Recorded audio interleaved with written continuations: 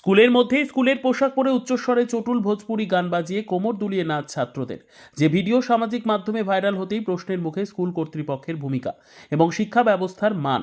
শিক্ষা ব্যবস্থাকে ধ্বংস করেছে রাজ্য সরকার, স্কুলে নাই শিক্ষক তোপ বিজেপির। এরকম বিষয় হলে শিক্ষা দপ্তর খতিয়ে দেখবে দাবি জেলা তৃণমূলের। সাফাই দেওয়ার চেষ্টা প্রধান শিক্ষকের। মালদা জেলার হরিশ্চন্দ্রপুরের মহেন্দ্রপুর হাই স্কুলের ঘটনা। ভাইরাল হওয়া ভিডিওতে দেখা যাচ্ছে ওই স্কুলের বেশ কয়েকজন ছাত্র বহুল প্রচারিত চটুল একটি ভোজপুরি গানে স্কুলের মধ্যেই নাচছে। সেই ভিডিও আবার তারা সামাজিক মাধ্যমে ছেড়েছে, যার পরে ভিডিও ভাইরাল। প্রশ্ন উঠছে, এই জিনিস শিক্ষাঙ্গনে হলে শিক্ষার মান কোথায় নেমেছে? স্কুল কর্তৃপক্ষ এবং শিক্ষকরা কতটা দায়িত্বশীল? জানা গেছে ওই স্কুলে এই মুহূর্তে ইউনিট টেস্ট পরীক্ষা চলছে, তার মাঝেই ছাত্রদের এই কীর্তি। প্রধান শিক্ষকের দাবি ঘটনা কাম্য নয়, ওই ছাত্রদের অভিভাবকদের ডেকে পাঠানো হবে। বিজেপির অভিযোগ, রাজ্যে শিক্ষা ব্যবস্থা সম্পূর্ণ ভেঙে পড়েছে, স্কুলগুলোতে শিক্ষক নেই, পঠন পাঠনের মান তলানিতে। তার এটাই ফল। এই দোষ বাচ্চা বাচ্চা ছাত্রদের নয়। যদিও বিজেপির অভিযোগ মানতে নারাজ তৃণমূল, তাদের মতে এই ধরনের কোনো ঘটনা হলে সংশ্লিষ্ট প্রশাসন সেটা খতিয়ে রাখবে। শুরু হয়েছে রাজনৈতিক তরজা।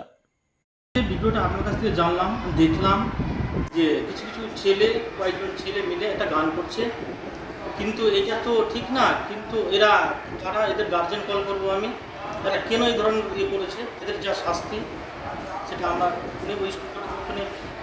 স্কুলের মধ্যে এইভাবে নাচ করছে ছাত্ররা, আপনাদের চোখে পড়েনি? বর্তমানে তো পরীক্ষা চলছে, স্কুলে পরীক্ষা চলছে, এর মধ্যে কখন করেছে সেটা জানতে পারিনি, কিন্তু এখন জানলাম। আমি তাদের আজকেরই মধ্যেই ওদের গার্জেন কল করব, গার্জেন এসে কী দিচ্ছে তার স্টেটমেন্ট নিয়ে আমরা ব্যবস্থা নেব। এই সরকারের শিক্ষা ব্যবস্থা সম্পূর্ণ ভেঙে পড়েছে, পঠন পাঠন তলানিতে ঠেকেছে, স্কুলগুলোতে শিক্ষক নেই। আর তারই ফল এটা, বাচ্চা বাচ্চা ছাত্রদের কোনো দোষ নেই, সম্পূর্ণ দোষ এই রাজ্য সরকারের। এই রাজ্য সরকার দ্বিচারিতা করছে ছাত্রছাত্রীদের সঙ্গে, এবং স্কুলের পড়াশোনা সম্পূর্ণভাবে ভেঙে পড়েছে।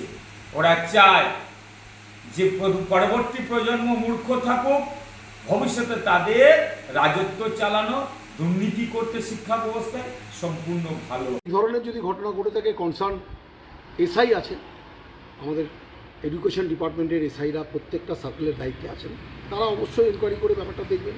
আর বিজেপিরা শুধুমাত্র অভিযোগ পার্টি, এরা না জন্মালে থাকে না মারা গেলে থাকে, যে যেখানে যা পারছে শুধুমাত্র অভিযোগ করছে। এই অভিযোগ করে বাংলার রাজনৈতিক মানচিত্রে নিজেদেরকে টিকিয়ে রাখতে চাইছে। এগুলো করে হবে না। 26 সাল আর কয়েকটা মাস বাকি, বাংলায় সবুজ ঝড় বইবে। বিজেপিদেরকে এখনও সময় আছে, এখনও বলছি, আগামী বিধানসভার পরে, চতুর্থবারের সরকার গঠন করার পরে আপনারা কিছু কিছু করে মানুষের বাড়িঘর যাতায়াত শুরু করুন। ব্যুরো রিপোর্ট, উত্তর বাংলা সংবাদ।